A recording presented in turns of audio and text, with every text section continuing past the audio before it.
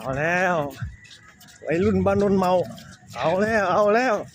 ความตั้งใจที่จะลดหุ่นโอ้โหเพื่อหุ่นสมาร์ทกับบ้านนนเมาบ้านนี้แม่จำไม่ได้บ้านโอ้ยพ่อจำไม่ได้หรอกบ้านพ่อเนี่ยก็จำไม่ได้หรอกบ้านไปสุดติดเทอมตุลาเรามาลดหุ่นกันที่เกาะร้อยไปสุดไปตั้งใจวัยรุ่นโอ้โหปัดต่อ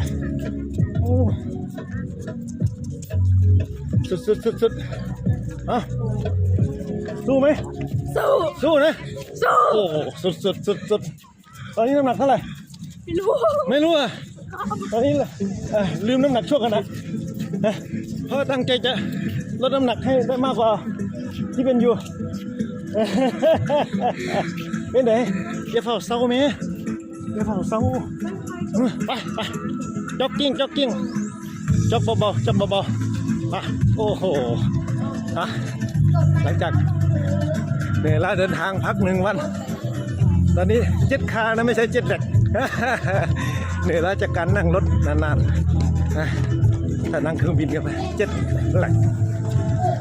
ถ้านั่งรถยนต์ก็เจ็ดคาคาแหลกไปใช่ละโอ้ยหลานเอ้ยม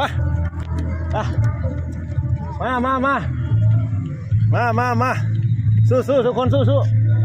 ทุกคนดีสร้างได้ด้วยตัวเรามา